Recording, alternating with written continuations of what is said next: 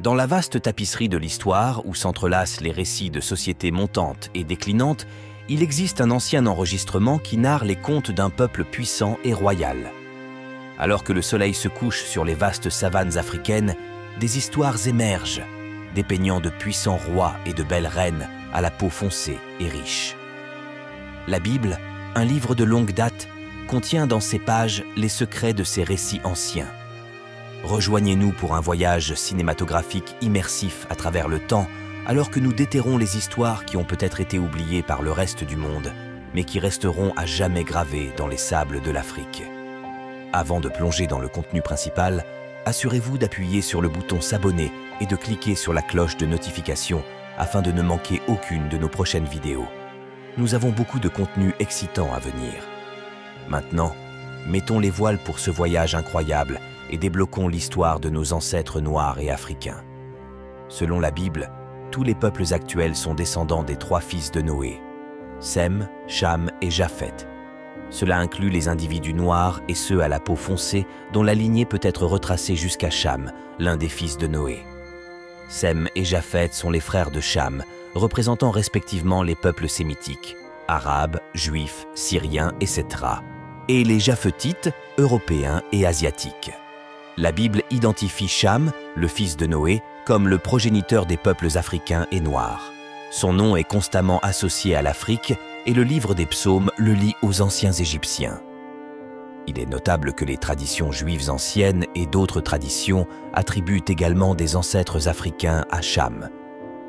Le concept des enfants de Cham pointe constamment vers les régions, les zones et les peuples africains. De plus, le nom Cham signifie « brûlé » ou « sombre » en hébreu, en araméen et dans d'autres langues anciennes, faisant allusion à la couleur de ses cheveux et de sa peau. Dans le chapitre 10 du livre de la Genèse, spécifiquement entre les lignes 6 et 14, on peut explorer l'arbre généalogique de Cham, également connu sous le nom de peuples hamitiques. Le livre mentionne les enfants de Cham, Cush, qui est devenu le père de nombreux peuples africains, et Mizraïm, qui est devenu le père des anciens Égyptiens.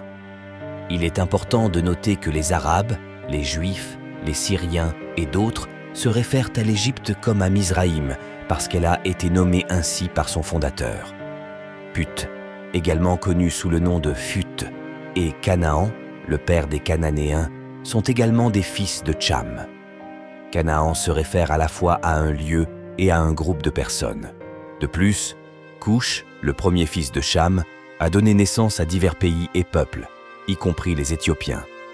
Les Éthiopiens et le peuple de Nubie, autrefois connus sous le nom de royaume de Cush, partagent la même origine. Ce sont des pays et des groupes de personnes significatifs, et leur ascendance peut être retracée jusqu'à Cush. Il est à noter que le peuple de Samarie, qui est censé descendre de Nimrod, le fils désobéissant de Cush, est pensé pour être originaire de l'ancienne Babylone.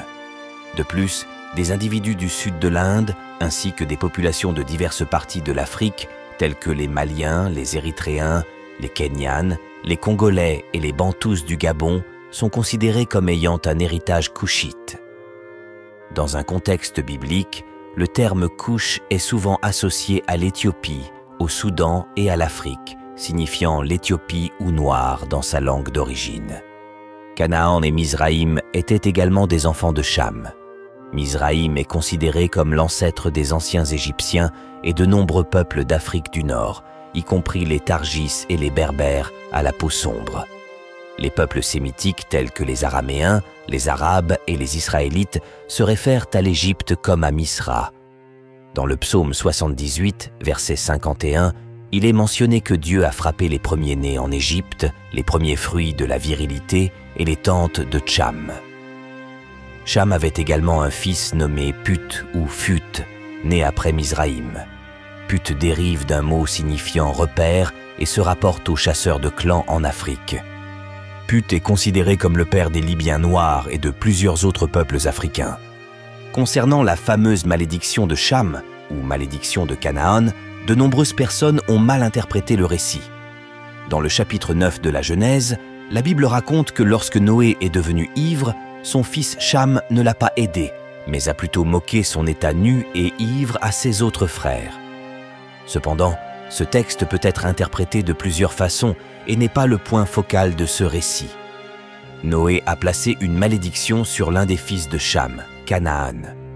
Bien que les actions de Noé puissent sembler exagérées, il était très grave de manquer de respect à son père à cette époque, presque comme un devoir religieux. Bien que l'ivresse de Noé semble être accidentelle, résultant de sa découverte du vin fait de raisin qui n'avait jamais été fait auparavant, il est devenu involontairement ivre. En conséquence, Dieu ne l'a pas puni. Il est essentiel de reconnaître que Cham et ses 3 autres enfants, Cush, Mizraïm et Put, sont tous considérés comme les progéniteurs de diverses populations africaines et noires. La Bible, à travers ses comptes rendus généalogiques, relie ces individus aux anciens peuples d'Afrique, y compris les Égyptiens, les Éthiopiens et d'autres nations africaines. Cependant, il est important d'aborder ces récits avec une compréhension de leur contexte historique et culturel, car ils représentent des perspectives et des croyances anciennes. Il est à noter que la Bible n'est pas la seule source historique ou anthropologique pour comprendre les origines et l'histoire des peuples noirs et africains. Les savants et les chercheurs s'appuient sur une vaste gamme de disciplines, y compris l'archéologie, la linguistique, la génétique et les traditions orales, pour reconstituer la tapisserie complexe de l'histoire humaine. À mesure que nos connaissances sur le passé continuent d'évoluer, il est crucial de s'engager dans des recherches et des dialogues continus pour obtenir une compréhension plus nuancée des origines, des migrations et des développements culturels des peuples noirs et africains. Il est crucial de souligner qu'interpréter la Bible de manière à suggérer que les Africains étaient maudits est une grave erreur et une mauvaise interprétation. L'individu qui est maudit dans la Bible est Canaan, le petit-fils de Cham, et non tous les Africains. Cham, qui est considéré comme l'ancêtre des peuples d'Afrique et de l'Inde du Sud, est né avant le déluge et a vécu une vie remarquablement longue par rapport à la plupart des gens. Il a eu l'opportunité de voir la 5e et la 6e génération de sa famille et de ses ancêtres. Fait intéressant, tout comme son frère Sem, Cham a également vécu environ 600 ans, ou peut-être même plus. Bien que l'âge exact de Cham ne soit pas spécifié dans la Bible, il est probable qu'il ait vécu au moins 600 ans. L'emplacement du lieu de sépulture de Cham reste incertain, avec diverses théories et études suggérant différentes possibilités. Certains proposent que son tombeau pourrait être en Éthiopie ou même en Nubie, tandis que d'autres suggèrent la Mésopotamie où vivaient les Sumériens.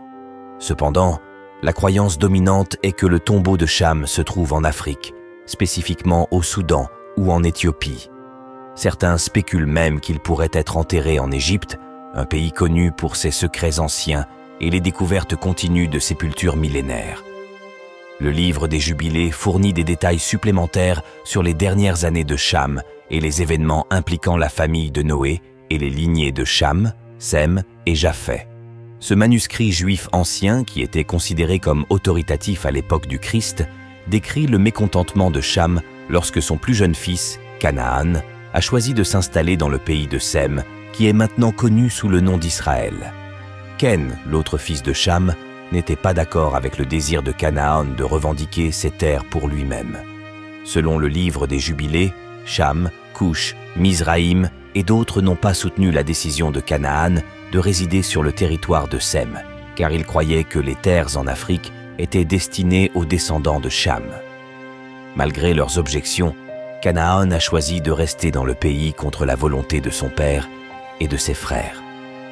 Dans le livre des Jubilés, il est mentionné que Cham fut la première personne à établir une ville et une région après le déluge. Il nomma l'endroit Maletlo en l'honneur de sa femme bien-aimée. Il est important d'aborder ces textes anciens avec une considération attentive de leur contexte culturel et historique. La Bible fournit un récit complexe et multiforme, et il est crucial d'éviter les mauvaises interprétations qui perpétuent des croyances erronées ou associent injustement des malédictions à des groupes entiers de personnes. Merci d'avoir regardé. Nous espérons que vous avez acquis des insights sur la Bible à travers cette discussion. Veuillez envisager de vous abonner et de cliquer sur l'icône de notification pour les mises à jour futures. Restez à l'écoute pour plus d'épisodes où nous approfondirons des questions critiques trouvées dans la Bible.